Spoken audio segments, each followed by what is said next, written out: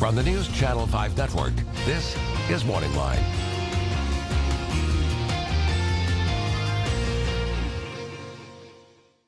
Good morning, everyone. Thanks for joining us on Morning Line. Nick Barris here on a Wednesday. We have a good show on tap for you. I like to do this show at least once a year if I can get my very, very busy guest to join me. It's something that's a topic close to my heart. It should be close to all of us because it's such an important part of this state, of the environment, of our economy, of everything. And I'm talking about bees and beekeeping. And our guest, again, is busy as a bee. I had a few of those puns this morning. But we're going to talk about beekeeping in Tennessee and the importance of bees and the very latest of bees. And I want to remind you, we're going to show you a story here in a moment, too, about how they've put beehives on the roof of the new Music City Center. You know, they have some agricultural stuff at the top there, plants growing. And they put beehives up there in the middle of the city. And I think that's the coolest thing.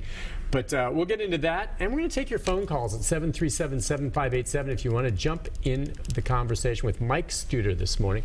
He is the state beekeeper, the apiarist. Good morning to you, sir. Good morning. Haven't seen you in a while, but yeah, we've done stories many a time. And I know how busy you are. First, I think a lot of people may be a little bit surprised. No, wait a second. The state has an apiarist. Most states do. Not all of them. Some that don't are trying to get them back. Yeah.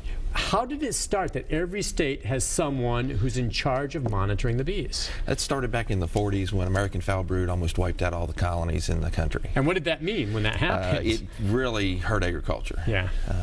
If you don't have bees, you can't eat. You know, you don't have a lot of food. You don't have pollination, enough pollination, things like cucurbits. You won't get fruit formation. Honestly, when you go shopping at a grocery store and you go to the produce section, if for some reason all of a sudden the bees were gone, how much of what you see in the produce section would be diminished?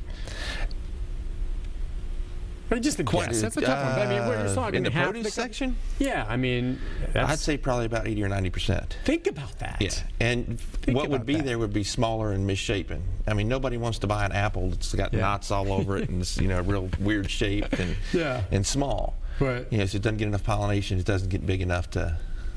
You know, I think I've seen in parts of, I don't know, is it Japan or China, where they have areas where there aren't bees and you have people out there pollinating the plants themselves with Q-tips, and they're like, can you imagine going to each plant? Yeah, and if you think of something like an apple, you know, it has what's called a king flower or king bloom, and that blooms first. And when that comes out, they'd have to pollinate that one, and then the little blooms inside the flower, they'll open up, and you have to come back each day for about a week and pollinate each flower again. So it's not just pollinating it once. Right. And cucurbits like squash, it takes at least 300 grains of pollen to even set a fruit, and 600 to get one that you can market. Yeah. You know, so it takes a lot of pollination, a lot lot of work to get that done. Doing that manually, could you imagine how much a squash would cost? A squash or an apple, or any of those. And and so bees are then just incredible, incredible creatures. As you know, as you watch this show, I mean, I have beehives, and watching them, the social structure of a hive and how they operate, I mean, you continue to be fascinated by the way bees exist. Yeah, and I mean, if you look at it and, you know, look at the losses we've had, you know, since 2005, or since the early 2000s, we've had about 30% loss each year. You take any other industry and they lose 30% of their, not only their product, but also of their equipment that's doing, you know, having to replace that every year. That's hard for the beekeepers to keep going.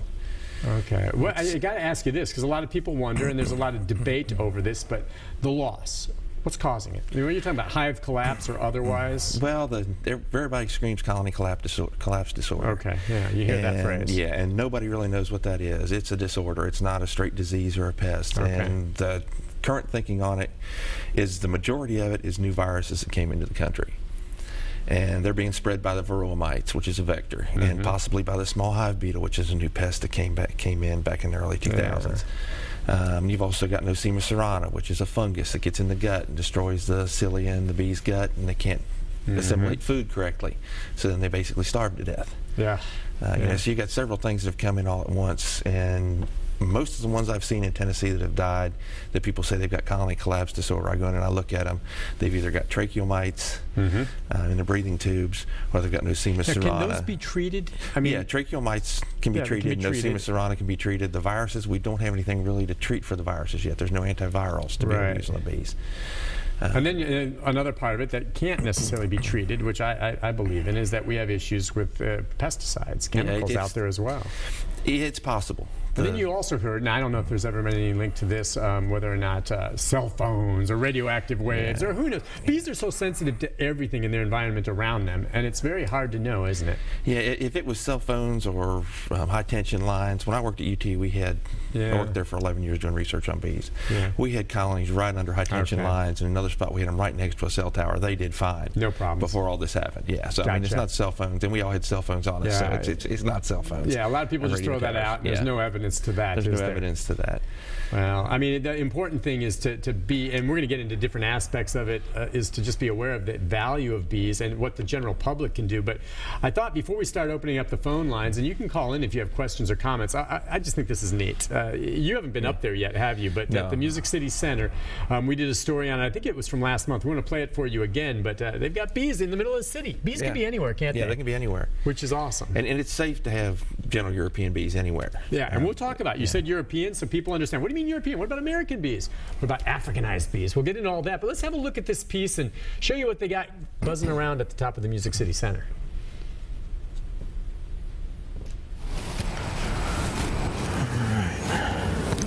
Jamie Meredith's new job.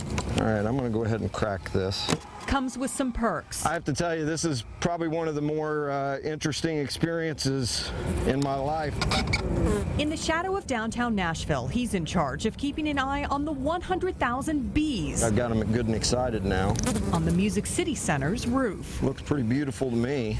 Oh, look at that. We got a hive beetle. It gives me opportunity to talk to people about bees and you know, explain why they're so important. The new addition of 4 beehives. Oh yeah, that'll be a good one. Is the latest way the building is going green. Having bees up here just shows that they support the idea of helping keep sustainability in the forefront of everybody's mind. Jamie says the hives will also provide a safe home for the bees. Ooh, these guys are feeling a little aggressive.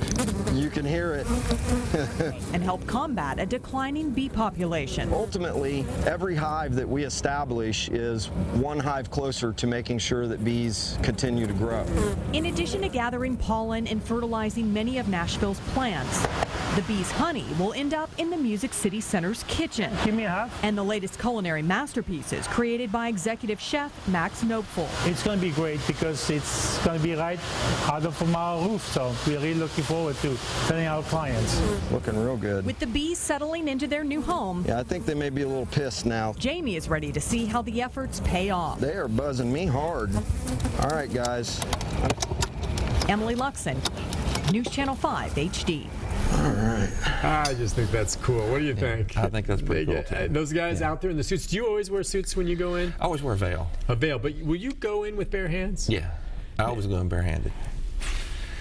How? Okay. I mean, I go in with bare hands once in a blue. No, I'll be honest with you, I haven't gone in with bare hands anytime recently. Why don't they sting you? I don't squash them. Yeah. Okay. That's the big thing. It's people that say they get into their bees and they get stung a lot. I tell them to take their gloves off and go in and work them with no gloves. And they look at me like I've got 2 heads. Mm-hmm. That's what I'm doing right now. And the reason for saying go in and do it without your gloves on is you can feel the bees when you pick the frame up and you don't squash anybody. You release them and you let them go. So the main thing is be gentle. Don't be a bull in a china shop. And if you don't, so if you're just opening it up, they're not by definition going to say, hey, someone's invading us, let's attack, unless you squish one? No, usually unless you squish one or roll them when you're pulling the frames out. As long as you're careful, don't use too much smoke. Your bees will be gentle. Yeah, and talking about smoke, sometimes you smoke them.